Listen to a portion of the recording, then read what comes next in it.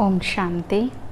आज से हम राजयोग मेडिटेशन का कोर्स स्टार्ट करेंगे जो प्रजापिता ब्रह्मा कुमारी ईश्वरीय विश्वविद्यालय की तरफ से राजयोग मेडिटेशन कोर्स हमें बिल्कुल निःशुल्क कराया जाता है, जो प्रत्येक सेवा केंद्र पर उपलब्ध है। और ये 7 दिनों का मेडिटेशन कोर्स होता है जिसमें डेली हमें आधा पौना घंटा राजयोग का अभ्यास कराया जाता है और मेडिटेशन के लिए बेसिक नॉलेज हमें दी जाती है। प्रजापिता ब्रह्मा कुमारी ईश्वरीय विश्वविद्यालय हमें ऐसे पॉजिटिव बातें और सत्य ज्ञान से भरपूर करते हैं जिससे हमारे जीवन में शांति आने लग जाती है। राजयोग एक ऐसी विधि है जिससे हम अपने मन को शांत कर सकते हैं। हम हर कार्य करते हुए भी अपने आप को हल्का महसूस कर सकते हैं। राजयोग एक ऐसी प्रक्रिया है जिससे हमारा अपने ऊपर कंट्रोल बढ़ता जाता है। आज के समय में हम देख रहे हैं कि मनुष्य का सेल्फ कंट्रोल ख़त्म होता जा रहा है। आज के टाइम में मनुष्य दूसरे को अपने अकॉर्डिंग चलाने के लिए अभ्यास करते हैं, दूसरे को अपने अनुसार चलाने का एफर्ट करते रहते हैं, लेकिन खुद के ऊपर मनुष्य का कंट्रोल ख़त्म होता जा रहा है। आज कई बार हमने ये दूसरों को कहते हुए भी सुना होगा कि क्या करें, मैं कुछ नेगेटिव सोचना तो नहीं चाहता हूँ लेकिन फिर भी मेरे मन में नेगेटिव आ जाता है। मैं किसी को गलत बोलना नहीं चाहती हूँ लेकिन फिर भी मेरे मुंह से गलत वर्ड निकल जाते हैं। मैं किसी के लिए गलत व्यवहार नहीं करना चाहता हूँ लेकिन फिर भी हमसे ये गलती हो जाती है। तो आज के टाइम में ये देखा जा रहा है कि इंसान का सेल्फ कंट्रोल ख़त्म होता जा रहा है, खुद के ऊपर ही मनुष्य का कंट्रोल नहीं रहा है। तो देखिए, जब हमारा अपने ऊपर ही कंट्रोल नहीं रहा है तो हम दूसरों से कैसे एक्सपेक्ट कर सकते हैं कि वो हमारे अकॉर्डिंग चलें, वो हमारी बातें मानें, हमारे अनुसार चलें। सबसे पहले तो हमें खुद की ये चेकिंग करनी पड़ेगी, क्या हम अपने जीवन को संयम में चलाना जानते हैं? क्या हम परमात्मा की सारी बातें मानते हैं? तो अगर हम उस भगवान की सारी बातें नहीं मानते हैं, अपने जीवन में हर कर्म हम अच्छा नहीं करते हैं, पॉजिटिव विचार अपने मन में नहीं रखते हैं, हमारा अगर खुद के ऊपर ही कंट्रोल नहीं है, तो हम दूसरों से कैसे एक्सपेक्ट कर सकते हैं कि दूसरे हमारी सारी बातें मानेंगे। इसलिए अगर हम सच में चाहते हैं कि हम अपने जीवन में कंसंट्रेशन पावर को बढ़ाएं, अपने जीवन में कंट्रोलिंग पावर लाएं, अपने मन को शांत अगर हम रखना चाहते हैं, अगर हम अपनी इनर पावर को बढ़ाना चाहते हैं, अपने सेल्फ कॉन्फिडेंस को बढ़ाना चाहते हैं, तो हमें ये राजयोग मेडिटेशन कोर्स करना बहुत आवश्यक है। राजयोग मेडिटेशन उसी प्रकार ज़रूरी है जिस प्रकार हम अपने जीवन में भोजन खाना ज़रूरी समझते हैं। जिस प्रकार अगर हम एक दिन भी भोजन ना लें तो ये शरीर हमें कमज़ोर फील होता है, उसी प्रकार ये सत्य ज्ञान आत्मा को शक्ति प्रदान करता है। इस सत्य ज्ञान को सुनने से हमारी इनर पावर बढ़ती है। जितना ज़्यादा हम राजयोग का अभ्यास करते हैं, हमारे अंदर क्वालिटीज़ आती जाती हैं, हमारी इनर पावर बढ़ती है, आत्मविश्वास बढ़ता है, हमारा गुस्सा कंट्रोल होने लग जाता है, परिस्थितियों को पार करने की शक्ति हमारे अंदर आने लगती है और वो सुप्रीम पावर परमपिता परमात्मा से भी हमारा कनेक्शन जुड़ता जाता है और हमारे जीवन में भी सुख शांति खुशी आनंद आता जाता है। हम हर कार्य करते हुए भी थकावट का अनुभव नहीं करते हैं, हम अपने मन को एकदम रिलैक्स्ड महसूस करने लगते हैं। तो आज से हम ये राजयोग मेडिटेशन का कोर्स करेंगे जिसमें 7 डेज़ में हमें बहुत सारे अलग अलग लेसन कराए जाएंगे, जिसमें आज हमें पहला लेसन कराया जाएगा। और ये राजयोग मेडिटेशन कोर्स बिल्कुल फ्री कोर्स है और ऐसा नहीं है कि हम ये कोर्स करेंगे तो हमें कोई त्याग करना पड़ेगा, कोई हमें भोजन नहीं खाना है या हमें कोई घर बार का त्याग करना है। तो ये हमें मान्यता नहीं रखनी है, क्योंकि प्रजापिता ब्रह्मा कुमारी ईश्वरीय विश्वविद्यालय में ये जो ज्ञान दिया जाता है ये सत्य ज्ञान है और इसमें कोई भी रेस्ट्रिक्शंस नहीं है। हम घर गृहस्थ में रहते हुए भी मेडिटेशन का अभ्यास कर सकते हैं, अपने मन को पावरफुल और पॉजिटिव रख सकते हैं और अपनी सारी जिम्मेवारियों को पूरा करते हुए भी ये सत्य ज्ञान की नॉलेज ले सकते हैं। तो आज हमें फर्स्ट लेसन कराया जाएगा जिसमें हमें बताया जाएगा कि हमारी सत्य पहचान क्या है। तो आज का हमारा पहला लेसन हम स्टार्ट करने जा रहे हैं जिसमें हमें बताया है कि आखिर हम हैं कौन। हमारी सत्य पहचान क्या है। आज मनुष्य को हर प्रकार की नॉलेज तो हो गई है कि हम कहाँ क्यों इस दुनिया में आते हैं, लेकिन ये मनुष्य के पास ज्ञान नहीं है। हर प्रकार की नॉलेज होते हुए भी मनुष्य आज खुद के बारे में ही नहीं जानते कि आखिर हम कौन हैं, हम क्यों इस दुनिया में आते हैं, हम कहाँ से आए हैं और हमें आखिर जाना कहाँ है। क्योंकि अक्सर हम मनुष्यों को ये कहते हुए तो सुनते हैं कि जहाँ से हम आए थे वहीं हमें जाना है। ये दुनिया तो एक रैन बसेरा है, कब चले जाएं भरोसा नहीं है। तो आखिर हम कहाँ से आए थे और कहाँ हमें जाना है, क्या ये किसी को भी पता है? तो भगवान हमें वही आज सत्य नॉलेज दे रहे हैं कि रियल में हमारा असली घर कौन सा है, हम कहाँ से आए हैं और हमें जाना कहाँ है। तो आज के लेसन में हमारी असली पहचान हमें बताई जाएगी। जैसे देखिए, हम कहीं पर भी जाते हैं तो हमसे हमारा परिचय पूछा जाता है कि आप कौन हैं। तो हम अपने परिचय में क्या बताते हैं? क्या कहते हैं? हम अपने परिचय में बताते हैं, अपना नाम बताते हैं, या हम अपनी कोई पोस्ट होती है तो वो बता देते हैं, या फिर हम अपने घर का एड्रेस बता देते हैं। पर वो नाम, वो पोस्ट और वो एड्रेस, वो सब तो हमें इस दुनिया में आने के बाद ही प्राप्त हुए। इस दुनिया में आने से पहले भी हम कहाँ थे, या ये कहें कि हम अपने ये वाले माता पिता के पास आने से पहले हम कहाँ थे, है ना, और क्यों हम इस दुनिया में आए हैं। और ये जो पोस्ट हमें मिली है ये तो अब मिली है, उससे पहले तो कोई पोस्ट नहीं थी। जब ये पोस्ट छूट जाएगी तब हमारी पहचान क्या होगी।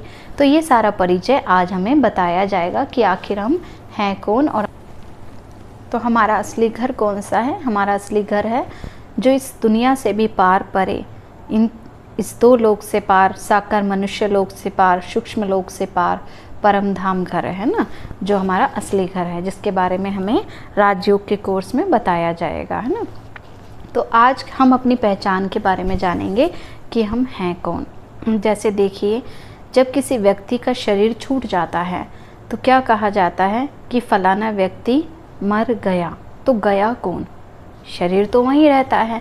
तो आखिर कौन है जो चला जाता है? तो वो चेतना शक्ति जो इस शरीर को छोड़कर चली जाती है, उस चेतना शक्ति को ही आत्मा कहा जाता है। कोई उसको प्राण भी कहते हैं, कोई उसको एनर्जी भी कहते हैं, कोई उसको आत्मा भी कहते हैं। तो वो आत्मा, वो चेतना शक्ति है वो जो इस शरीर को चला रही है। तो वो आत्मा जब इस शरीर से निकल जाती है तो ये शरीर क्या है? केवल एक 5 तत्वों का पुतला रह जाता है, एक मिट्टी का पुतला रह जाता है। उस आत्मा के बिना ये शरीर की कोई वैल्यू नहीं है। ये शरीर चाहे कितना भी लंबा चौड़ा सुंदर क्यों ना हो, लेकिन यदि आत्मा इस शरीर से निकल जाती है तो कोई भी उस शरीर को अपने पास नहीं रखना चाहेगा। फिर चाहे कितने भी प्यारे मित्र संबंधी क्यों ना हो, सभी यही कहेंगे कि जल्दी ले जाओ, है ना। क्यों? क्योंकि सबका कनेक्शन जो था वो आत्मा के साथ था। आत्मा निकल जाती है तो ये शरीर तो क्या कहते हैं कि मिट्टी का बना हुआ पुतला है और मिट्टी में ही मिल जाता है। तो वैल्यू केवल किसकी है? उस चेतना शक्ति आत्मा की। वो आत्मा जब इस शरीर में प्रवेश करती है तो भी नहीं दिखाई देती है, निकलती है तो भी नहीं दिखाई देती है, लेकिन वो आत्मा की प्रवेशता जब इस शरीर में होती है तभी ये शरीर कार्य करता है, तभी शरीर चलता फिरता बोलता कार्य करता है। आत्मा निकल जाएगी तो ये कोई भी काम नहीं करेगा, चाहे फिर वो शरीर सड़क पे ही क्यों ना पड़ा हो, कितनी भी गाड़ियाँ आती रहें, लेकिन उस शरीर को कोई फ़र्क नहीं पड़ेगा, क्योंकि शरीर तो केवल एक जड़ है। जो उसमें चेतना शक्ति है वो आत्मा है। वो आत्मा इस शरीर को चलाने वाली एनर्जी है। जैसे देखिए, हमारे घर में चाहे कितने ही महंगे महंगे इलेक्ट्रॉनिक आइटम हैं, कितना महंगा आप फ्रिज लेकर आ जाएं, एसी लेकर आ जाएं, लेकिन अगर उनमें करंट नहीं होगा, लाइट नहीं आएगी, तो वो साधन कोई भी काम नहीं करेंगे। ठीक उसी प्रकार ये शरीर भी चाहे कितना भी लंबा चौड़ा सुंदर है, लेकिन इस शरीर के अंदर अगर वो चेतना शक्ति आत्मा नहीं है तो इस शरीर भी कोई काम नहीं करेगा। बस लेकिन परीक्षा ये है कि आत्मा को हम इन आँखों से नहीं देख सकते हैं। आत्मा को देखने के लिए दिव्य दृष्टि की आवश्यकता होती है। जो मनुष्य के पास नहीं है ना। जिस प्रकार आप देखते हैं हवा चलती रहती है, तो हवा को आप देख नहीं पाते हैं पर महसूस कर सकते हैं। ठीक उसी प्रकार आत्मा और परमात्मा की शक्ति को भी महसूस किया जा सकता है, इन आँखों से देखा नहीं जा सकता। लेकिन रियल में हम ही वो चेतना शक्ति हैं, वो एनर्जी हैं जो इस शरीर को चला रहे हैं। वैसे भी आप देखते हैं सारे दिन में हम 2 वर्ड्स बहुत यूज़ करते हैं। वो कौन कौन से वर्ड्स हैं? एक मैं और एक मेरा। तो आखिर मैं कौन हूँ और मेरा क्या है? देखिए, जिस प्रकार आप अपने मकान में रहते हैं, अपने घर में रहते हैं, तो आप क्या कहते हैं कि ये मेरा घर है, मेरा मकान है। आप कभी भी ये नहीं कहते कि मैं घर हूँ या मैं मकान हूँ, क्योंकि आप अलग हैं और मकान अलग है। ठीक उसी तरह से आत्मा भी इस शरीर की ओनर है, आत्मा इस शरीर की मालिक है। तो आत्मा भी शरीर में रहती है, तो आत्मा हमेशा यही कहती है कि ये मेरा शरीर है, मैं आत्मा अलग हूँ और ये मेरा शरीर है। हम कभी ये नहीं कहते कि मैं शरीर हूँ। तो सारे दिन में हम जो भी वर्ड्स यूज़ करते हैं, हम क्या कहते हैं? मेरा हाथ, मेरा पैर, मेरा सर। सपोज़ हमारे सर में दर्द होता है तो हम क्या कहते हैं? मेरे सर में दर्द है। हम कभी ये नहीं कहते कि मैं सर दर्द कर रहा हूँ। क्यों? क्योंकि मैं आत्मा अलग हूँ और ये शरीर अलग है। ये शरीर हमारा एक मकान है और मैं आत्मा उसमें मकान मालिक की तरह हूँ। तो ये शरीर तो हमें परमात्मा ने केवल एक गिफ्ट के रूप में दिया है, जिससे हम श्रेष्ठ कर्म कर सकते हैं। परमात्मा ने हमें इस धरती पर भेजा, हमें ये जीवन दिया। किस लिए दिया? केवल अपने खाने पीने सोने के लिए नहीं दिया। भगवान ने हमें ये जीवन दिया है जिसमें हम कुछ अच्छे कर्म कर सकें, जिसमें हम लोगों की सेवा कर सकें, जिसमें हम सबको ज्ञान दे सकें। तो परमात्मा ने कहा कि बच्चे, तुम इस धरती पर आए हो तो तुम्हें कुछ विशेष कर्म करने हैं, तुम्हें अच्छे कार्य करने हैं, तुम्हें सबको सुख देना है, तुम्हें सबकी सेवा करनी है। लेकिन आज के मनुष्य दूसरों के लिए कुछ ना करके सारा दिन क्या करते हैं? बस केवल स्वार्थ में फंसे रहते हैं, देह अभिमान में फंसे रहते हैं, अपने लिए ही सोचते रहते हैं, दूसरों के प्रति कोई भी शुभ भावना अपने मन में नहीं रखते हैं। और इसी स्वार्थ के कारण मनुष्य के ऊपर पापों का बोझ बढ़ता ही जा रहा है। तो इसलिए परमात्मा हमें ये याद दिलाते हैं कि बच्चे, ये शरीर तुम्हें गिफ्ट के रूप में मिला है, तो इस गिफ्ट से कभी भी हमें कोई गलत कार्य नहीं करने हैं। परमात्मा का ये जो गिफ्ट हमें मिला है, हमेशा हमें इससे अच्छे कर्म ही करने हैं। तो सारा जीवन भर हमें ये याद रखना चाहिए कि परमात्मा ने जो हमें ये अमानत दी है, इससे हमें कोई भी गलत कार्य नहीं करना है। ये आँखें हमें भगवान ने दी हैं, तो इससे हमेशा हमें दूसरों की अच्छाई देखनी है, किसी की बुराई नहीं। कानों से किसी की बुराई नहीं सुननी है, मुख से किसी को गलत शब्द नहीं बोलने हैं, हाथों से कोई गलत कर्म नहीं करने हैं और मन से कुछ गलत सोचना नहीं है। लेकिन आज के टाइम में ये देखा जाता है कि मनुष्य अपने पूरे जीवन में बहुत सारी गलतियां करते रहते हैं, मुख से किसी को भी गलत शब्द बोल देते हैं। आज का 5-6 फुट का मनुष्य है और अपनी 2.5 इंच की जीभ को कंट्रोल नहीं कर पाते हैं, मुख से गलत वर्ड बोलते ही रहते हैं, मन से दूसरों के लिए गलत सोचते रहते हैं, हाथों से भी गलत कर्म कर देते हैं और आँखों से भी बुरा देखते रहते हैं। तो इस तरह से अगर देखा जाए तो एक दिन में एक ही मनुष्य 25-30 गलतियाँ आराम से कर देते हैं। तो एक दिन में हमसे इतने पाप हो जाते हैं और एक साल में, कई जन्म में तो कितने पाप हो जाते होंगे। तो सोचो, आत्मा के ऊपर कितना सारा पापों का बोझ चढ़ जाता है। और इस तरह से गलतियां करते करते हमारे ऊपर वो पापों का बोझ बढ़ता जाता है, जिसके कारण हमारे जीवन में हमें दुख मिलता है। जब हमारे जीवन में कोई समस्याएं आती हैं, विघ्न आते हैं, तो हम एक दूसरे को ब्लेम करना शुरू कर देते हैं। हम क्या कहते हैं अक्सर कि फलाने व्यक्ति ने हमारे साथ ऐसा किया, इसलिए हमारे जीवन में ऐसा दुख आ गया, दूसरों ने हमारे लिए ऐसा बोला, इसलिए हमारे सामने ये प्रॉब्लम आ गई। लेकिन हम ये भूल जाते हैं कि जो भी दुख और समस्याएं हमारे जीवन में आ रही हैं, वो हमारे ही कर्म की प्रतिक्रिया होती है। कहते हैं ना, हर क्रिया की प्रतिक्रिया जरूर होती है। यदि अभी मैं दीवार पर कोई बॉल फेंक करके मारूं, तो वो वापस होकर के क्या होगी? मेरे पास ही लौट करके जरूर आएगी। तो उसी प्रकार यदि हम दूसरों को सुख देते हैं, तो वो सुख ही लौट कर हमारे पास वापस आता है। अगर हम दूसरों को दुआएं देंगे तो दुआएं लौट कर वापस हमारे पास आएंगी, और अगर हम दूसरों को दुख देंगे, बुरा व्यवहार करेंगे, तो वही लौट कर वापस हमारे पास आता है। तो अगर हम दूसरों से सुख चाहते हैं, सम्मान चाहते हैं, स्नेह चाहते हैं, तो पहले हमें देना सीखना होगा। हमें एक्सपेक्टेशंस नहीं रखनी है। आज के मनुष्य के जीवन में दुखों का सबसे बड़ा कारण एक यही है कि हम एक दूसरे से बहुत ज़्यादा उम्मीदें रख रहे हैं।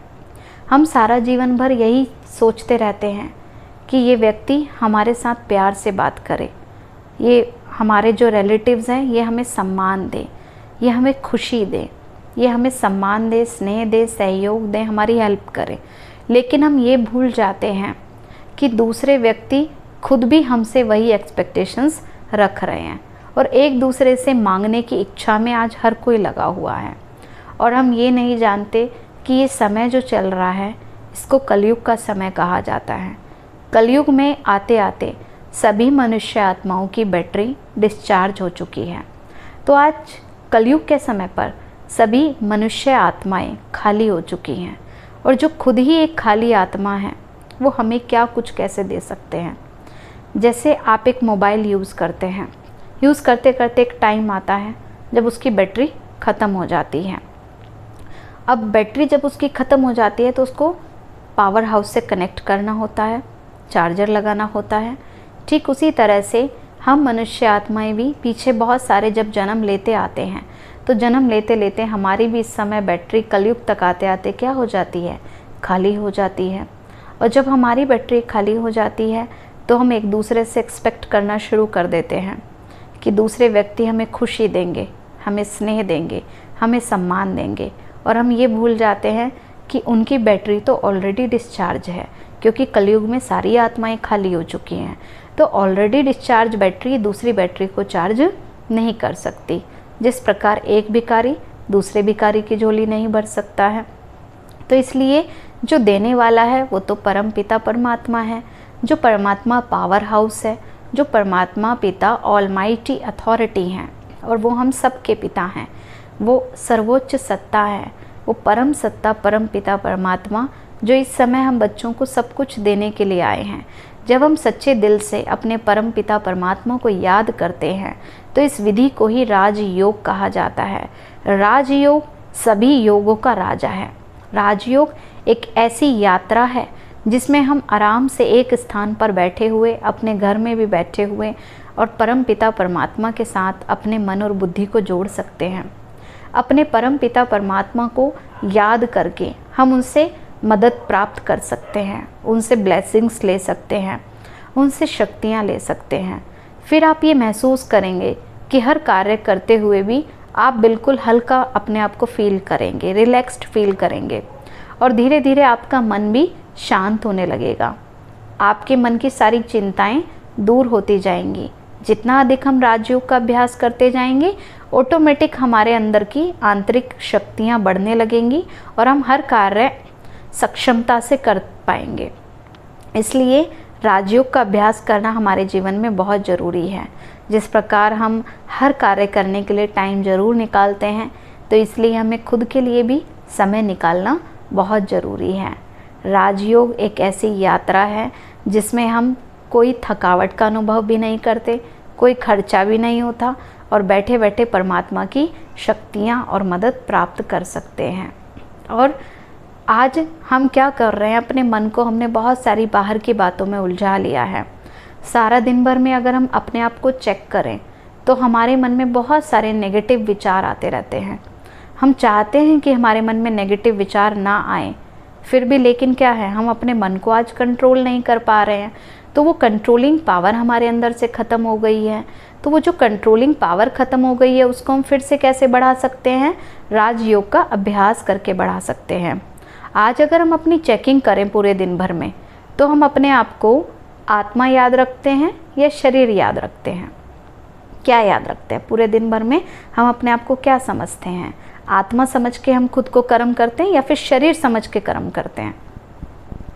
तो आंसर क्या मिलता है कि अक्सर हम अपने आप को शरीर ही याद रखते हैं, और शरीर याद करके सारा कुछ हम जीवन भर शरीर के लिए करते रहते हैं। शरीर के लिए अच्छा खाना भी खिला देते हैं, शरीर को अच्छे महंगे कपड़े भी पहना देते हैं, सारे कंफर्ट्स के साधन इकट्ठे कर लेते हैं। लेकिन फिर भी हम ये देखते हैं कि कहीं ना कहीं हमारा मन शांत नहीं है ना। फिर भी चारों तरफ मनुष्य के जीवन में अशांति बढ़ती ही जा रही है। डे बाय डे हम देख रहे हैं प्रॉब्लम्स बढ़ती ही जा रही हैं, और उन प्रॉब्लम्स के बीच में रहते हुए मनुष्य आज अपने आप को डिप्रेस्ड फील कर रहे हैं, स्ट्रेस में आ गए हैं। हम ये नहीं जानते कि सारी समस्याओं के बीच में रहते हुए हम अपने मन को कैसे शांत करें।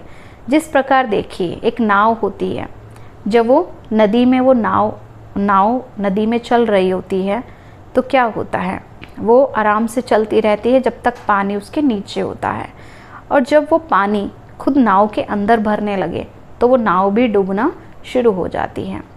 ठीक उसी तरह से ये जो संसार सागर है जिसमें हम चल रहे हैं, तो इसमें जब सारी समस्याओं का पानी हम बाहर रहने देते हैं और अपने मन की स्थिति को ऊंचा रखते हैं, तो हम इस जीवन की नैया को अपने पार ले जाते हैं।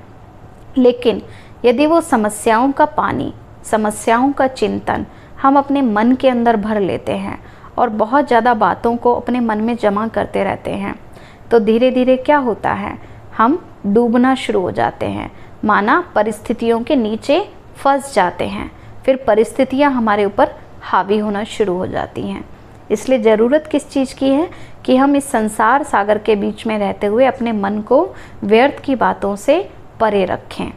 और ये हम कैसे कर सकते हैं? राजयोग के माध्यम से कर सकते हैं। तो आज ये हम देख रहे हैं कि सब कुछ हम बाहरी रूप से कर रहे हैं।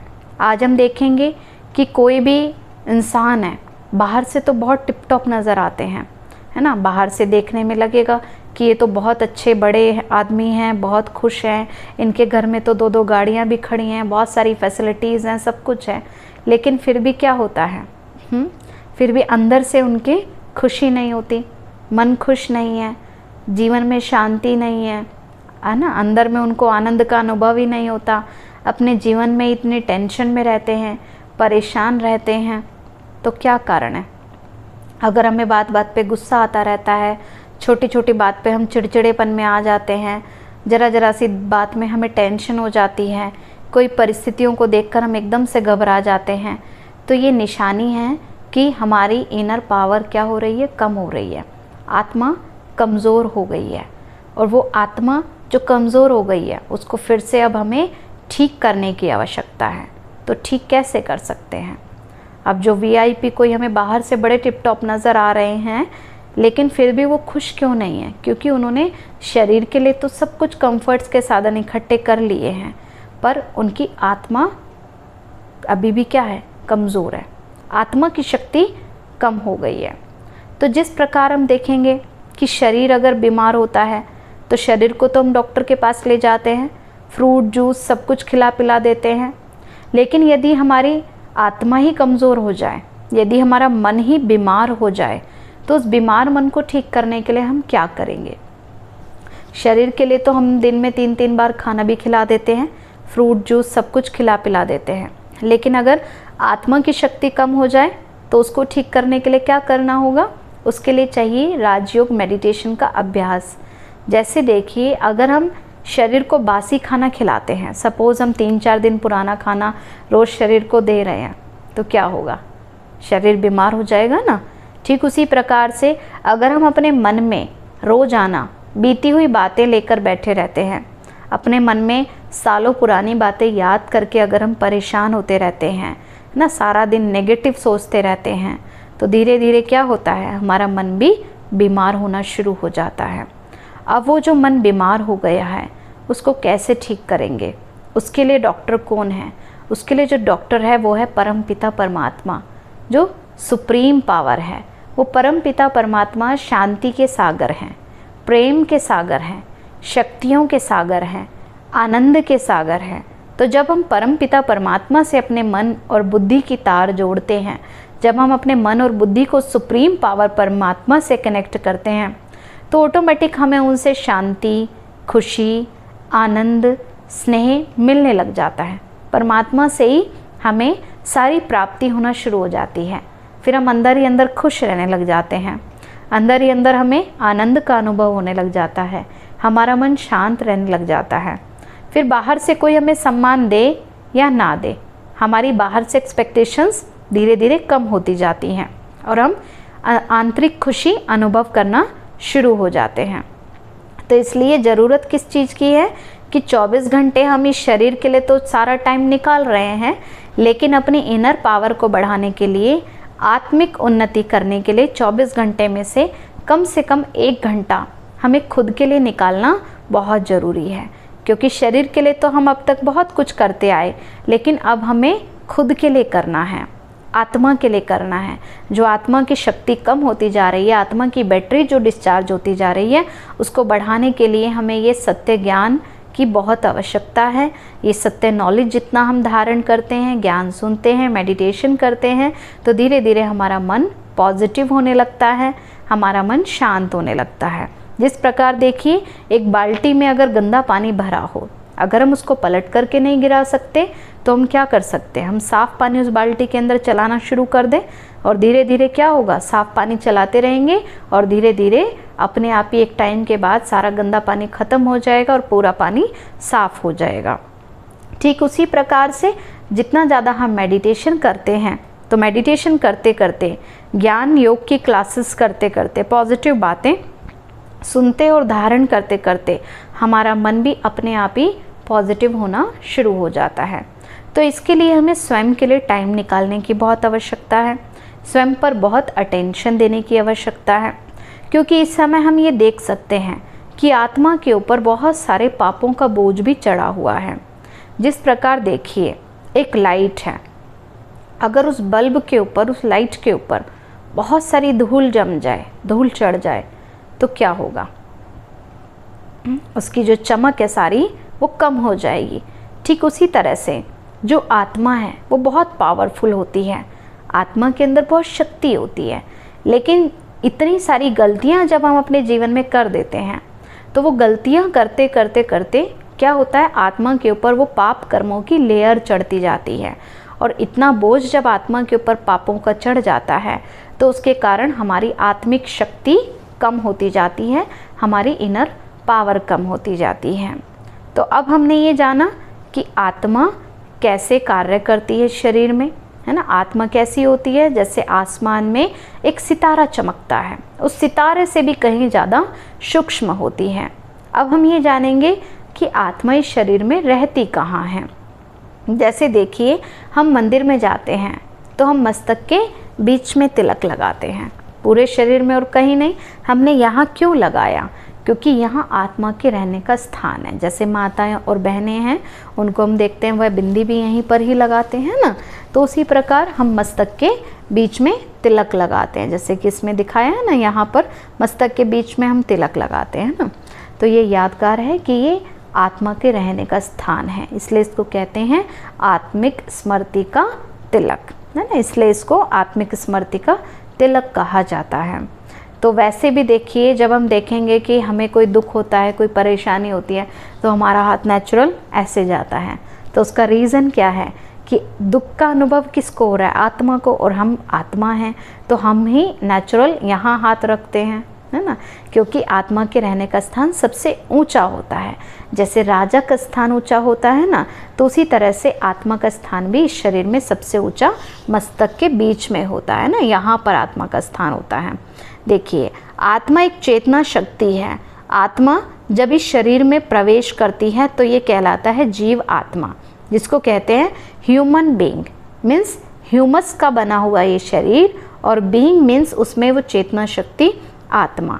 जब आत्मा इस शरीर से निकल जाती है तो ये शरीर क्या हो जाता है, केवल एक हड्डी मांस का पुतला कहलाता है। आत्मा जब शरीर में प्रवेश करती है तो ये जीव आत्मा कहलाता है। आत्मा वो चेतना शक्ति है जो पूरे शरीर को चला रही है ना, और आत्मा का स्थान यहाँ भ्रकुटी के बीच में होता है।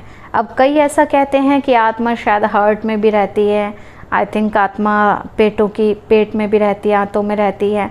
लेकिन देखिए, शरीर के किसी भी हिस्से में चोट लग जाती है उसको ठीक कर लेते हैं, उसको बदल भी देते हैं, उस पार्ट को, हार्ट को भी आजकल चेंज कर देते हैं, किडनीज़ को भी आजकल चेंज कर देते हैं। लेकिन यहाँ चोट लग जाती है तो कहते हैं ना बहुत रिस्की हो जाता है ना। यहाँ पर अगर आत्मा को चोट लगे ठीक मस्तक के बीच में तो क्या है, बचना भी मुश्किल हो जाता है, क्योंकि आत्मा का यहीं पर निवास स्थान है। इस शरीर के मस्तक के बीच में आत्मा रहकर पूरे शरीर को कंट्रोल करती है। जिस प्रकार हम देखते हैं राजा का स्थान सबसे ऊंचा होता है ताकि सारी प्रजा को कंट्रोल कर सके, उसी तरह से हम आत्मा भी शरीर की राजा हैं, इस शरीर की कंट्रोलर हैं। तो यहाँ मस्तक के बीच में रह करके हमें अपनी सारी कर्मेंद्रियों को क्या करना है, ऑर्डर देना है। हमें आँखों को ऑर्डर देना है कि तुम्हें ये देखना है, ये नहीं देखना है। मुख को ऑर्डर देना है कि तुम्हें ये शब्द बोलने हैं, ये नहीं बोलने हैं, है ना। कानों को ऑर्डर देना है कि तुम्हें ये बातें सुननी है, ये नहीं सुननी है। जो रॉन्ग वर्ड्स हैं वो नहीं सुनने हैं, गलत बातें।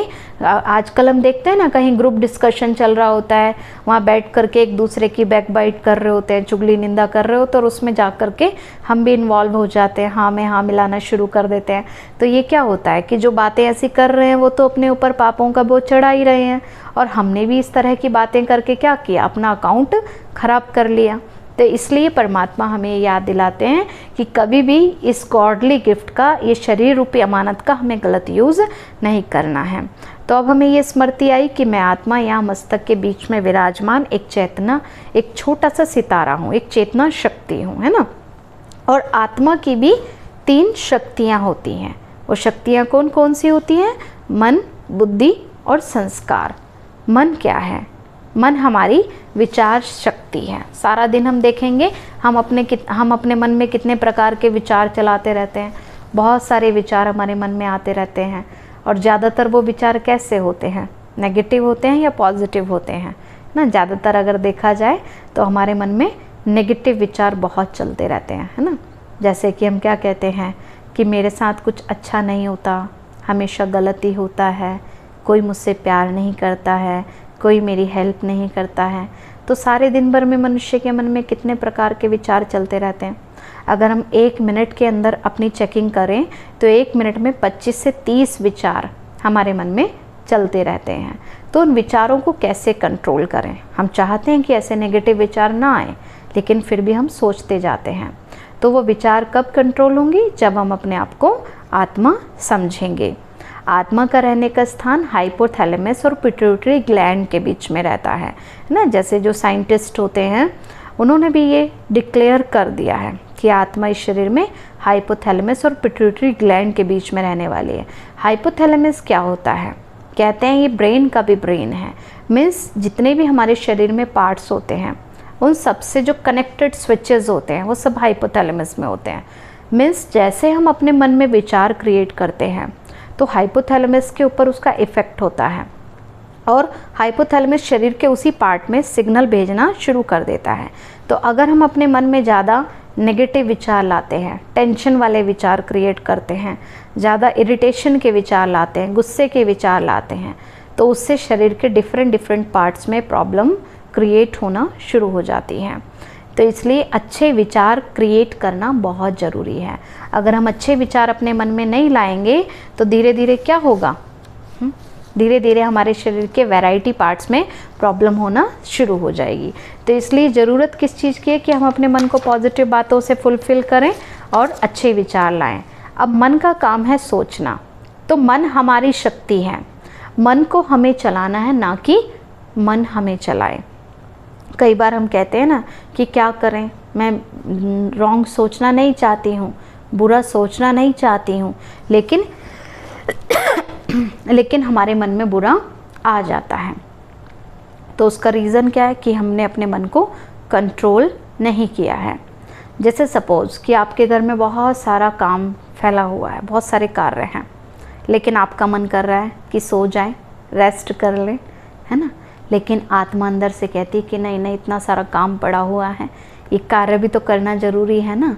लेकिन फिर हमारा मन कहता है नहीं नहीं, पहले थोड़ी देर रेस्ट कर लेते हैं, सो जाते हैं, फिर कर लेंगे, है ना।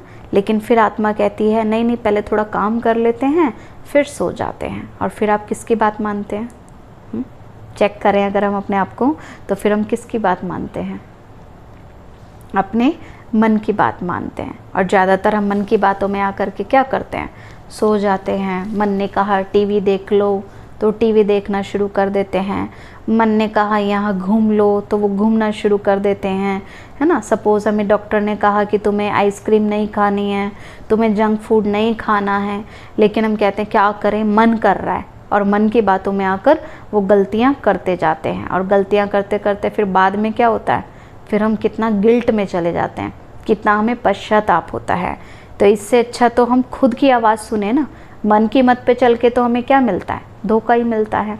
इसलिए हमें सबसे ज़्यादा ज़रूरी क्या है कि हम अपने मन में अच्छे अच्छे विचार क्रिएट करें, अपने मन को खुद कंट्रोल करना सीखें। क्योंकि क्या कहते हैं कि मन हमारा क्या है, घोड़े की तरह है, और बुद्धि क्या है, बुद्धि उस पर लगाम है ना। और आत्मा क्या है, आत्मा उसकी सारथी है, राजा है जो चला रही है। तो अपने मन को हमें खुद कंट्रोल करना आना चाहिए।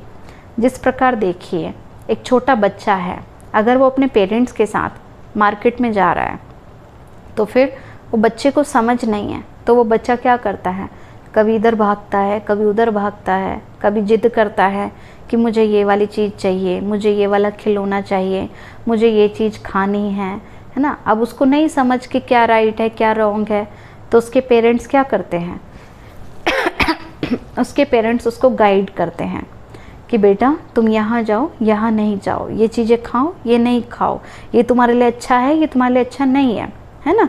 तो पेरेंट्स कदम कदम पर अपने बच्चे के ऊपर अटेंशन रखते हैं। ठीक उसी तरह से हमारा मन भी एक छोटे बच्चे की तरह है। तो हमें अपने मन को भी क्या करना होगा, बार बार अपने मन को गाइड करना होगा, समझाना होगा। मन को ऐसा नहीं कि हम एकदम स्टॉप कर सकते हैं कि विचार अपने बिल्कुल ख़त्म कर दें। मन स्टॉप कभी नहीं होता। मन का काम है सोचना, लेकिन क्या सोचना है क्या नहीं सोचना है वो चॉइस हमारी है। सपोज़ अभी मेरे सामने कोई गुस्सा करने लगे अचानक से, कुछ भी, है ना, वर्ड्स ऐसे रॉन्ग वर्ड्स बोलना शुरू कर दे, है ना। अब उनको देख करके ये चॉइस मेरी अपने पास है कि उनको देख करके मुझे भी ऐसे ही चिल्लाना है, गुस्सा करना है, या शांत रहना है, खुश रहना है, रिलैक्स्ड रहना है, पॉजिटिव रहना है। चॉइस तो मेरे पास है ना। तो अपने मन में कैसे विचार क्रिएट करने हैं। सिचुएशंस तो आएगी और चली जाएगी, लेकिन उस सिचुएशन के लिए हमें कैसा रिएक्शन लाना है वो चॉइस हमारी है कि हमें नेगेटिव क्रिएट करने हैं विचार या पॉजिटिव क्रिएट करने हैं, है ना। तो मन हमारा सोचने का कार्य करता है, लेकिन सोचना हमें है, डिसाइड हमें करना है कि हमें कैसे विचार अपने मन में लाने हैं, है ना। जैसे मन में बहुत सारे विचार उठते रहते हैं तो उसका हमारे आसपास के वातावरण के ऊपर भी फ़र्क पड़ता है। अगर हम अपने मन में बहुत अच्छे अच्छे विचार लाते हैं तो हमारे घर में भी क्या है, पॉजिटिव एनर्जी फैलना शुरू हो जाती है। कहते हैं जैसा हम दूसरों के बारे में सोचते हैं फिर दूसरे भी हमारे बारे में वैसा ही सोचना शुरू कर देते हैं। अगर हम किसी के लिए गलत थॉट लाते हैं, गलत विचार अपने मन में लाते हैं, तो वो भी कुछ समय के बाद हमारे लिए गलत सोचना शुरू कर देंगे। क्योंकि हमारे विचार क्या है, एक वाइब्रेशन है, तरंगे हैं जो दूसरों के पास पहुंच जाती है। जैसे हमने किसी को मैसेज भेजा तो आफ्टर सम टाइम क्या होगा, वो मैसेज पहुंच ही जाता है ना। तो उसी प्रकार हम विचार क्रिएट करते हैं, तो किसी के लिए अच्छे क्रिएट कर रहे हैं, किसी के लिए बुरे कर रहे हैं, तो वो उनके पास ज़रूर पहुंच जाते हैं। इसलिए चॉइस हमारी है कि हम कैसे वाइब्रेशन अपने आसपास फैलाना चाहते हैं। जैसे अगर हम अपने घर में एक अगरबत्ती भी जला देते हैं तो उस अगरबत्ती के जलाने से चारों ओर खुशबू फैलना शुरू हो जाती है। तो ऐसे ही हम भी अपने घर में वो अगरबत्ती बनने का कार्य कर सकते हैं। कई बार हम कहते हैं ना कि दूसरे मेरी मदद करेंगे तभी तो हम करेंगे ना, वो हमसे प्यार से नहीं बोलते तो हम क्यों बोलें, उन्होंने हमारी हेल्प नहीं की, उन्होंने हमें रिस्पेक्ट नहीं दी तो हम क्यों करें। तो आज हम पहले लेना चाहते हैं, हम दूसरों से मांगने की इच्छा रखते हैं, लेकिन परमात्मा हमें ये सिखाते हैं कि जो तुम दोगे वो तुम्हें वापस मिलेगा। अगर हम किसी को खुशी देंगे, सम्मान देंगे, तो वही लौटकर वापस हमारे पास आएगा, है ना। तो इसलिए हमेशा हमें अपने मन में अच्छे विचार क्रिएट करने हैं, तो हमारे आसपास का एनवायरनमेंट भी पॉजिटिव बनता है। जैसे एक तालाब में अगर हम पत्थर मारें तो वो पत्थर से पूरे तालाब के अंदर क्या होता है, वाइब्रेशंस क्रिएट हो जाते हैं, वो लहर पूरे तालाब में फैल जाती है। ठीक उसी प्रकार से हम अपने मन में अगर अच्छे विचार लाते हैं तो हमारे घर में भी, पूरे घर में, हमारे आसपास के पूरे एनवायरनमेंट में वो पॉजिटिविटी फैल जाती है, पॉजिटिव वाइब्रेशन फैल जाते हैं। तो अगर हम चाहते हैं कि हमारे घर में शांति रहे, खुशी रहे, तो वो विचार हमें खुद से क्रिएट करने होंगे, खुद हमें अपने मन में पॉजिटिव विचार लाने होंगे। अब क्वेश्चन ये उठता है कि अगर हम अपने आप को आत्मा समझते हैं, याद रखते हैं, तो उसका क्या बेनिफिट है? खुद को अगर हम आत्मा समझते हैं तो आत्मा समझने से क्या फ़ायदे हैं? पहला फ़ायदा यही है कि अगर हम अपने आप को आत्मा समझते हैं तो आत्मा समझने से हमारे अंदर सुख, शांति, आनंद, प्रेम, पवित्रता, शक्ति और ज्ञान ये बढ़ना शुरू हो जाते हैं। आत्मा को सतोगुणी कहा जाता है। तो ये आत्मा के अंदर 7 गुण होते हैं जो नेचुरल बढ़ते जाते हैं। जितना जितना हम आत्मिक स्थिति में स्थित रहते हैं, हमारे अंदर सोल कॉन्शियसनेस आती है, तो उतना हमारे अंदर शांति क्रिएट होना शुरू हो जाती है, खुशी का हमें अनुभव होने लग जाता है, हमारा मन शांत होने लग जाता है, हमारे विचार पॉजिटिव होने लग जाते हैं, हमारे जीवन में आनंद आने लग जाता है और हमारा मन परमात्मा से कनेक्ट होने लग जाता है। तो आत्मा समझने से हमारा सुप्रीम पावर परम पिता परमात्मा से संबंध जुड़ने लग जाता है। जब हम अपने आप को आत्मा समझते हैं तो हमारा सेल्फ कंट्रोल बढ़ने लग जाता है, कंट्रोलिंग पावर हमारे अंदर आती जाती है, कंसंट्रेशन पावर हमारे अंदर बढ़ती जाती है, आत्मविश्वास हमारे अंदर बढ़ने लग जाता है और व्यर्थ की बातों से हमारा मन हटने लग जाता है और हमारे अंदर बेकार की इच्छाएं ख़त्म होने लग जाती हैं। क्योंकि जब हम अपने आप को शरीर समझते हैं तो बहुत सारी इच्छाएं पैदा हो जाती हैं। शरीर समझने के कारण हमारे अंदर कंपैरिजन की भावना आ जाती है, जेलसी की भावना आ जाती है, आलस्य की भावना आ जाती है। क्योंकि शरीर समझते हैं तो हम क्या समझते हैं? हम शरीर को आराम पसंद बना देते हैं। हम ये सोचते हैं मैं शरीर हूँ, लेकिन हम ये भूल जाते हैं कि हम तो इस शरीर की कंट्रोलर हैं, हम वो आत्मा हैं। तो जैसे हम दूसरों को ऑर्डर देते हैं कि ये कार्य करो, ये नहीं करो, तो ऐसे ही मुझ आत्मा को अपने शरीर को ऑर्डर देना आना चाहिए, मुझ आत्मा को अपने शरीर से कार्य कराना आना चाहिए। क्योंकि अगर हम जितना इस शरीर से कार्य कराते हैं तो उतना ये एक्टिव रहता है।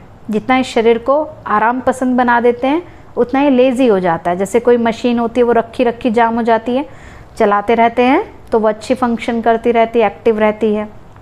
ठीक उसी तरह से ये शरीर भी परमात्मा ने हमें श्रेष्ठ कर्म करने के लिए दिया है, तो इससे हमेशा हमें अच्छे कर्म ही करने हैं, है ना। तो अब आत्मा की शक्ति है मन, तो मन में हमेशा हमें अच्छे विचार लाने हैं। तो मेनली हमारे मन में 4 प्रकार के विचार आते हैं। वो कौन कौन से होते हैं? नेगेटिव, पॉजिटिव, नेसेसरी और अननेसेसरी। नेगेटिव विचार कैसे होते हैं? आज सारे दिन में हम कहते तो रहते हैं कि हमें नेगेटिव नहीं सोचना चाहिए, लेकिन बहुत बार हम नेगेटिव सोच लेते हैं। कई बार क्या होता है, हम अपने बारे में भी नेगेटिव सोचते हैं। अपने बारे में कैसे सोचते हैं कि क्या करें, मेरी तो किस्मत ही ख़राब है, मेरा तो भाग्य ही अच्छा नहीं है, मेरे साथ तो सब कुछ ही बुरा होता है, कोई मुझसे प्यार नहीं करता, कोई मेरी हेल्प नहीं करता, पता नहीं मुझसे ये काम होगा या नहीं, पता नहीं मेरे जीवन में कुछ अच्छा होगा या नहीं, पता नहीं मैं अपने सब काम ठीक से कर भी पाऊँगा या नहीं कर पाऊँगा, है ना। और कहते हैं as you think so you become, जैसा हम सोचते हैं वैसे हम बनते जाते हैं। तो अगर हम अपने बारे में ही सारा दिन गलत सोचते रहेंगे तो वैसा ही फिर होना शुरू हो जाता है। इसलिए हमें क्या करना है, कभी भी अपने बारे में भी नेगेटिव विचार नहीं लाने हैं। कई बार हम दूसरों के बारे में गलत सोचते हैं। दूसरों के बारे में क्या सोचते हैं कि ये व्यक्ति तो है ही गुस्से वाले, ये तो कभी चेंज ही नहीं होंगे, ये तो हैं ही लेज़ी, इनसे तो कभी कुछ काम हो ही नहीं सकता, है ना। कई बार हम दूसरों के ऊपर ऐसी स्टैंप लगा देते हैं कि ये तो हैं ही कंजूस, ये कुछ भी किसी के लिए नहीं करेंगे, ये तो हैं ही नेगेटिव नेचर वाले, ये कभी अच्छा बोल ही नहीं सकते हैं। तो सारा दिन हम दूसरों के लिए एक मान्यता अपने मन में बना के रखते हैं और उसी बेस पर हम दूसरों के साथ बिहेवियर करते हैं। और फिर जैसा हम उनके बारे में रॉन्ग सोचते हैं तो फिर क्या होता है, फिर वे भी हमारे बारे में ऐसा ही रॉन्ग सोचना शुरू कर देते हैं। इसलिए हमें कभी भी दूसरों के बारे में ऐसी सोच अपने मन में नहीं रखनी है। हमेशा अपने बारे में भी पॉजिटिव सोचना है और दूसरों के बारे में भी पॉजिटिव ही सोचना है। कई बार क्या होता है, कोई सिचुएशन हमारी लाइफ में आती है, कोई बातें आ जाती हैं, तो बात तो छोटी सी होती है लेकिन हम उसको सोच सोच करके कितना बड़ा बना लेते हैं। हम कई बार कहते हैं ना कि पता नहीं अगर ये भी गलत हो गया तो कहीं ऐसा ना हो जाए, अगर ऐसा रॉन्ग हो गया तो, अगर ऐसे उन्होंने कर दिया तो, अगर उन्होंने ऐसे बोल दिया तो बात छोटी होती है लेकिन हम सोचने के कारण उसको बहुत बड़ा कर लेते हैं। इसलिए परमात्मा ये कहते हैं कि हमेशा अच्छा ही सोचो और अच्छा ही बोलो। जितना हम अच्छा सोचते जाएंगे तो हमारे जीवन में अच्छा होता जाएगा। तो हमें हर बात को लेकर अच्छा ही सोचना है ना। तो नेगेटिव विचार कौन कौन से होते हैं, किस प्रकार के होते हैं? बहुत ज़्यादा चिंता के विचार, नफ़रत के विचार, गुस्से के विचार, बदले की भावना के विचार, जेलेसी के विचार, डर वाले विचार, है ना, दूसरों पे शक करने वाले विचार, ये सब विचार नेगेटिव की कैटेगरी में आते हैं। इसलिए हमें नेगेटिव विचार अपने मन में नहीं लाने हैं। जितना हो सके ज्ञान युक्त विचार, पॉजिटिव विचार अपने मन में क्रिएट करने हैं। और वो पॉजिटिव विचार कैसे आएंगे? जब हम कुछ पॉजिटिव बातें सुनेंगे, कुछ अच्छी क्लासेस करेंगे, है ना। तो दिन भर में 24 घंटे में से 1 घंटा ज़रूर निकालें, अपने मन में अच्छी बातें भरें और सेल्फ रियलाइजेशन करें, सोल कॉन्शियसनेस स्थिति में रहें, अपने आप को आत्मा याद रखें। तो आत्मा समझने से हमारे अंदर सुख, शांति, आनंद, प्रेम, पवित्रता, शक्ति और ज्ञान ये बढ़ता ही जाएगा, है ना, जितना ज़्यादा हम आत्मिक स्थिति में स्थित रहेंगे। तो दूसरा जो विचार हैं वो है पॉजिटिव विचार। तो पॉजिटिव विचार किस प्रकार के होते हैं? शांति वाले विचार, खुशी वाले विचार, ज्ञान वाले विचार, ये आनंद वाले विचार, ये सभी क्या है? पॉजिटिव विचार हैं। अब कई बार हम कहते हैं कि क्या करें, मैं शांत रहना तो चाहती हूँ लेकिन फिर भी मेरा मन शांत नहीं रहता। क्या करें, हम खुश रहना चाहते हैं लेकिन फिर भी हम उदास हो जाते हैं, हमारी खुशी गायब हो जाती है। तो उसका रीज़न क्या है? कि हम अपना रिमोट कंट्रोल दूसरों के हाथ में दे देते हैं। माना हम खुश रहना चाहते हैं लेकिन हम अपने आप को दूसरों के अकॉर्डिंग चलाना शुरू कर देते हैं। सपोज़ किसी ने अभी हमसे बहुत प्यार से बात की, हमारी बहुत तारीफ़ की, महिमा की, एप्रिसिएशन की, तो हम बहुत जल्दी एक्साइटमेंट में आ जाते हैं, बहुत जल्दी खुश हो जाते हैं। और सपोज़ थोड़ी देर बाद ही आकर उन्होंने हमारी कोई कमी बता दी, कोई गलती निकाल दी हमारी, तो तुरंत ही हम क्या हो जाएंगे? एकदम से उदास हो जाएंगे, एकदम हमारा मूड ऑफ हो जाएगा, नाराज़ हो जाएंगे। तो इसका मतलब क्या हुआ कि थोड़ी देर में हम खुश हो गए, उन्होंने अच्छा बोल दिया तो हम खुश हो गए, उन्होंने कुछ नेगेटिव बोल दिया तो हम उदास हो गए। इट मीन्स हमने अपने आप को एक खिलौना बना लिया और अपना रिमोट कंट्रोल क्या किया? दूसरों के हाथ में दे दिया कि तुम मेरी महिमा करोगे, तारीफ़ करोगे तो मैं खुश हो जाऊंगा, नहीं करोगे तो मैं उदास हो जाऊंगा। तो अपना रिमोट कंट्रोल हमें अपने हाथ में रखना है कि चाहे परिस्थितियाँ कैसी भी हों, आसपास वातावरण कैसा भी हो, लोग चाहे अच्छा कर रहे हों, बुरा कर रहे हों, लेकिन मुझे अपनी खुशी को गायब नहीं होने देना है। मुझे हर हाल में पॉजिटिव रहना है, खुश रहना है, अच्छा सोचना है ना। तो अपने मन को हमें खुद चलाना आना चाहिए, ना कि हमारा मन हमें चलाए। आज हम अपने मन के पीछे भाग रहे हैं, तो अपना मन का रिमोट कंट्रोल हमारे अपने हाथ में हमें रखना है, पॉजिटिव विचार क्रिएट कर रहे हैं। देखो वैसे भी चाहे हम 1 घंटा 2 घंटा गुस्सा करते रहें, गुस्सा करते करते चाहे 1 घंटे हम अशांत होते रहें, आफ्टर सम टाइम हमें क्या लगता है कि मुझे शांति चाहिए, मुझे खुशी चाहिए, आनंद चाहिए, क्योंकि ये आत्मा की ओरिजिनल नेचर है। कोई भी नहीं चाहता कि हम कभी किसी से नफ़रत करें, कभी किसी को दुख दें, कभी गुस्सा करें, डिस्टर्ब रहें, डिस्टर्ब करें।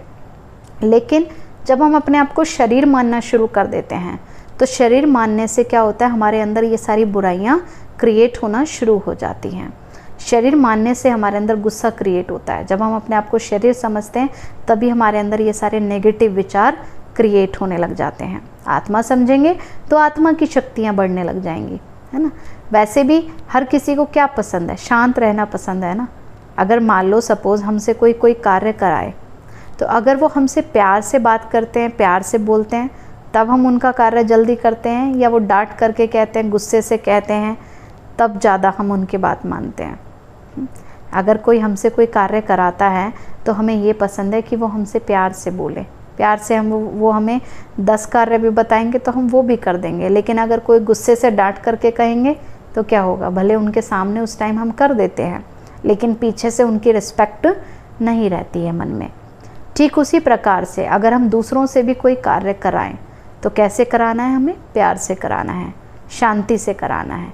लेकिन आज हमने अपने मन में क्या एक मान्यता बना ली है, क्या कॉन्सेप्ट लेके चलते हैं हम अपने मन में कि जब तक इन पर गुस्सा नहीं करोगे तो ये हमारी बात नहीं मानेंगे, जब तक हम इनको डांटेंगे नहीं तो ये सुनेंगे नहीं, जब तक हम इन पर ज़ोर से नहीं बोलेंगे तो ये हमारी बात सुनेंगे ही नहीं। तो आजकल हम क्या करते हैं, गुस्सा करते करते हर कार्य कराते हैं। गुस्सा करते हैं, काम हो जाता है, गुस्सा किया काम हो गया। लेकिन गुस्सा करते करते हमारी खुद की हालत कैसी हो जाती है, खुद हम कितना फ्रस्ट्रेशन में आ जाते हैं, खुद कितना स्ट्रेस्ड हो जाते हैं, चिड़चिड़े हो जाते हैं, है ना। तो इसलिए हमें गुस्सा करके कोई काम नहीं कराना है। भले हम प्यार से कराएं, थोड़ा देर लगेगी लेकिन कार्य भी अच्छा होगा और दूसरे भी हमें दुआएं देंगे। प्यार से हम कराएंगे तो उनको भी अच्छा लगेगा और हमें भी अच्छा लगेगा। इसलिए हमेशा हमें अपने मन में यही विचार याद रखने हैं, आई एम पीसफुल सोल, मैं एक शांत स्वरूप आत्मा हूँ। शांति मेरी ओरिजिनल नेचर है, शांति मेरा स्वधर्म है। तो मुझे हर कार्य करना है और कैसे करना है, शांत रहकर करना है। दूसरा पॉजिटिव विचार मन में लाना है, आई एम पावरफुल सोल, मैं एक पावरफुल सोल हूँ, है ना। और परमात्मा मेरे साथ है, परम पिता परमात्मा मेरी मदद कर रहे हैं, है ना। तो जब हम ये याद रखेंगे कि मैं पावरफुल सोल हूँ, मैं शक्तिशाली आत्मा हूँ, तो किसी भी विघ्न को पार करने की शक्ति हमारे अंदर आती जाएगी और हर कार्य में हमें परमात्मा की मदद मिलने लग जाएगी। तो हमेशा हम ये याद रखें, I am powerful soul and god is always with me so everything will be all right. परमात्मा मेरे साथ हैं तो मेरे जीवन में सब कुछ अच्छा ही अच्छा होगा। तो कभी भी हम अपने आप को अकेला नहीं समझें, हमेशा ये याद रखें कि ऑलमाइटी अथॉरिटी मेरा पिता मेरे साथ है। और तीसरा एक पावरफुल पॉजिटिव विचार हमें अपने मन में क्रिएट करना है, आई एम प्योर सोल, मैं एक शुद्ध पवित्र आत्मा हूँ। तो पवित्र आत्मा का क्या कार्य होता है कि पवित्र आत्मा कभी भी किसी की बुराई नहीं देखती है। तो हमें भी एक दूसरे की बुराइयां अपने मन में नहीं रखनी है, अपने मन को हमें डस्टबिन नहीं बनाना है। अपने मन में हमेशा हमें अच्छे विचार लाने हैं। जब हमारे मन में अच्छे विचार होंगे तब तो हम परमात्मा को याद कर पाएंगे, तभी हम मेडिटेशन कर पाएंगे।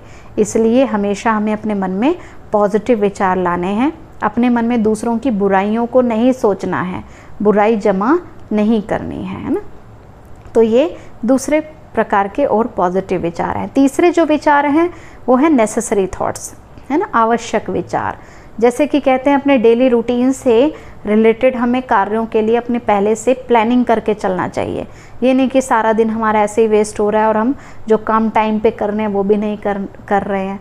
तो इसलिए हमेशा हमें अपना एक शेड्यूल बना करके रखना चाहिए, है ना। अपने मन को खाली नहीं छोड़ना चाहिए।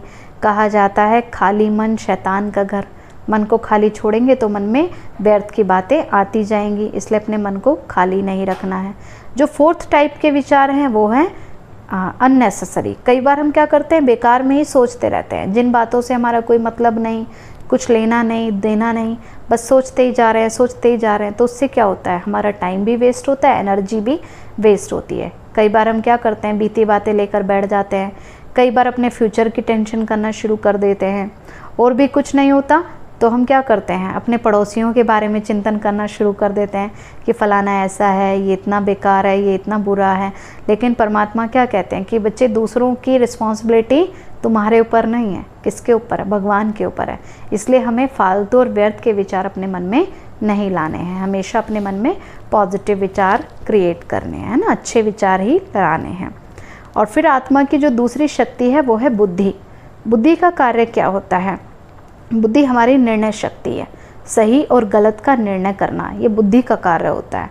और बुद्धि विजुअलाइजेशन पावर भी है। तो हमेशा हमें अपनी बुद्धि में क्या करना, अच्छा विज़न क्रिएट करना है। हमारी बुद्धि कैमरे की तरह काम करती है।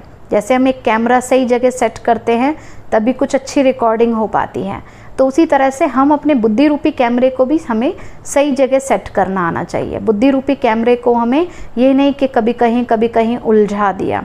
जैसे सपोज़ कि कई बार बच्चे पढ़ाई कर रहे होते हैं, स्टूडेंट्स पढ़ रहे होते हैं, 1 घंटा हो जाता है, एक ही पेज पर अटके रहते हैं, आगे बढ़ ही नहीं पाते हैं। तो रीज़न क्या है कि उन्होंने अपना बुद्धि रूपी कैमरा सही जगह सेट नहीं किया, है ना। कंसंट्रेशन कहाँ होता है कि जहाँ हमारा मन हो वहीं हमारी बुद्धि हो। इट मीन्स जो हम सोच रहे हैं उसी से रिलेटेड विजुअलाइजेशन हमारे मन में चलता रहे। लेकिन आज ये देखा जाता है मनुष्य का मन कहीं भटक रहा होता है, बुद्धि कहीं जा रही होती है, देख कुछ रहे होते हैं, कर कुछ रहे होते हैं, है ना। जैसे कई बार होता है स्टूडेंट्स देख रहे हैं किताब की तरफ, लेकिन मन में कुछ और ही चलता जा रहा है। तो इसलिए हमें अपने मन और बुद्धि को सही रीति कमांड देना आना चाहिए। तो वो मन और बुद्धि सही रीति कब हमारे ऑर्डर प्रमाण चलते हैं? जब मुझे याद रहता है कि मैं आत्मा इस शरीर के कंट्रोलर हूँ, मन मेरी शक्ति है, बुद्धि मेरी शक्ति है, तो मुझे मन और बुद्धि को सही डायरेक्शंस पर चलाना है ना, और सही निर्णय लेना है अपने मन और बुद्धि से। कहते हैं ना, सोच समझ के फिर कोई कार्य करना है। तो पहले कोई भी बात बोलने से पहले भी हमें ये सोचना चाहिए कि हमारी इस बात से किसी को दुख तो नहीं मिलेगा, हमारे इस वर्ड से किसी को दुख तो नहीं मिलेगा। फिर बुद्धि से निर्णय करना चाहिए, फिर हमें वो कर्म करना चाहिए। और जो कर्म हम बार बार रिपीट करते रहते हैं वो हमारे संस्कार बन जाते हैं। संस्कार मतलब वो इम्प्रेशन जो आत्मा के ऊपर बार बार पड़ता रहता है। तो हमेशा हमें अपने अच्छे संस्कार ही बनाने हैं, क्योंकि ये संस्कार ही होते हैं जिससे हमारा आगे का जन्म भी डिसाइड होता है। आज इंसान जीवन भर मेरा मेरा मेरा करते रहते हैं, लेकिन वो कुछ भी उनके साथ नहीं जाएगा, केवल हमारे अच्छे संस्कार ही हमारे साथ जाएंगे।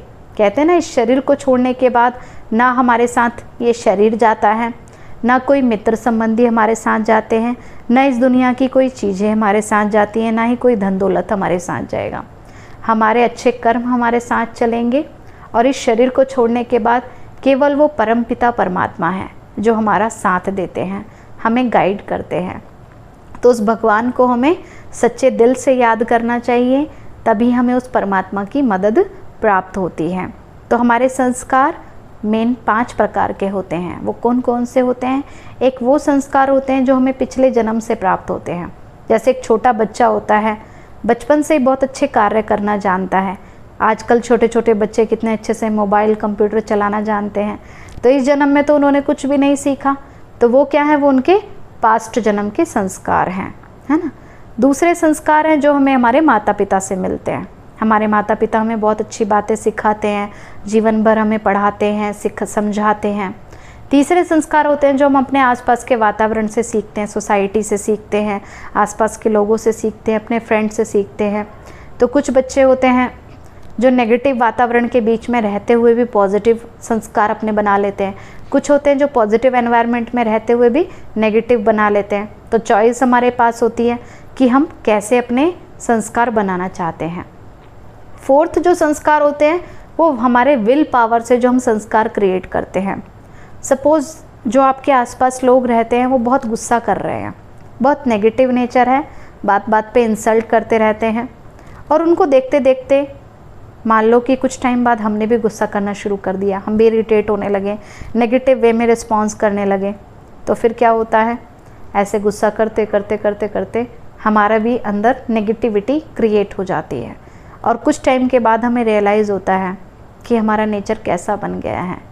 और सपोज़ फिर हमने रियलाइज़ किया, महसूस किया अपनी गलती को, और फिर से अपने अंदर एक नई फाइल क्रिएट की।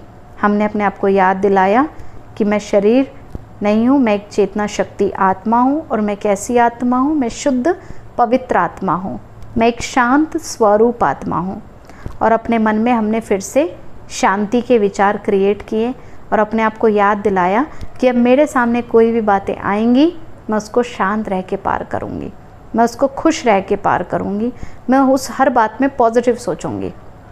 जब हम कुछ अच्छा संकल्प अपने मन में लेते हैं तो हमारी परीक्षा भी ज़रूर होती है।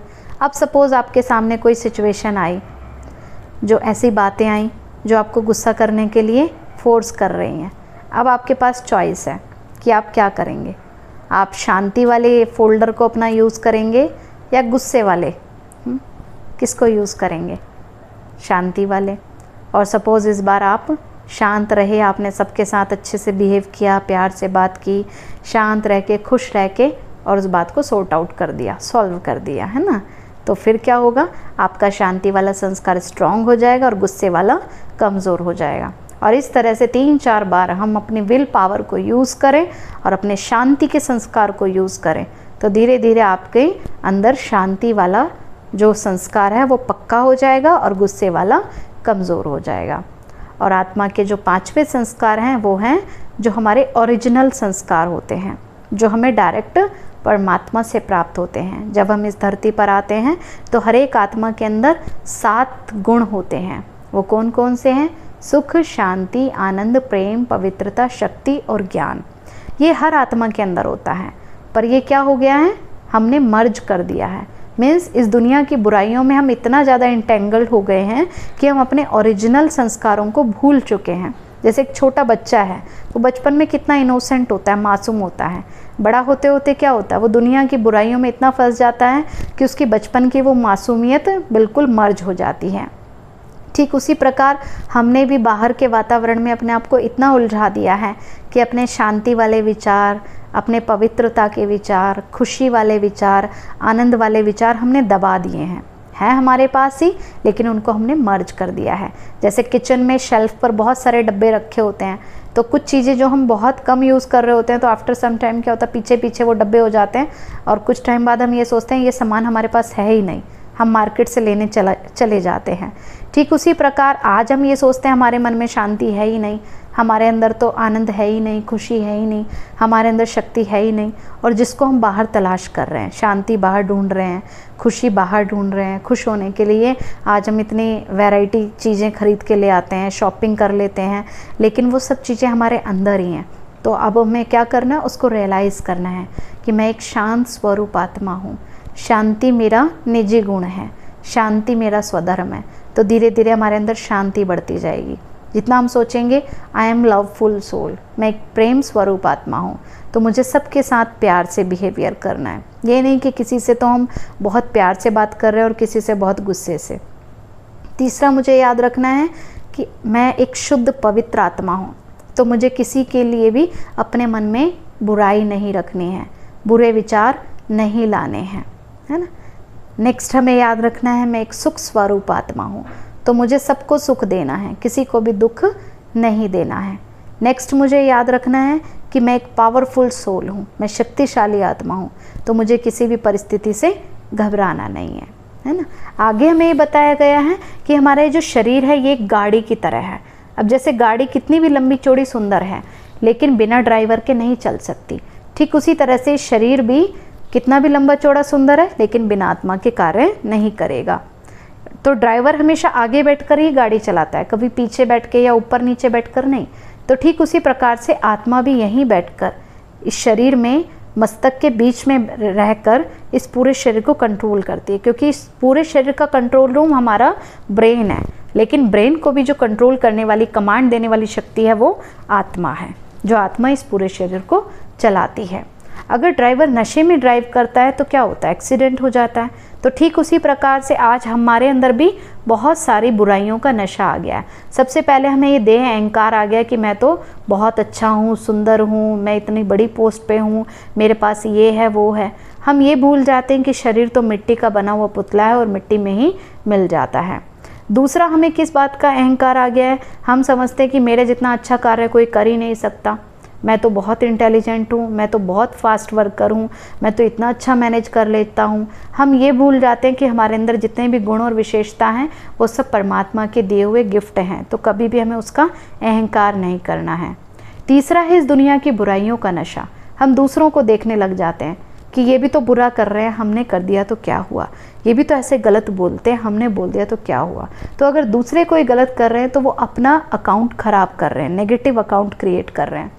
तो हमें वो गलत करके अपने कर्म का खाता गलत नहीं करना है। तो आज हमने इस तरह से जाना खुद के बारे में कि हम कौन हैं और हमारा पिता परमपिता परमात्मा कौन है। तो इस बारे में हम आपको कल बताएंगे कि हमारा परमपिता परमात्मा कौन है और उस भगवान को हमें कैसे याद करना चाहिए और क्या विधि है राजयोग मेडिटेशन की। आज हमने खुद के बारे में जाना, अपने मन को कैसे कंट्रोल करना है वो हमने सीखा। अच्छा, ओम शांति, ओम शांति, ओम शांति।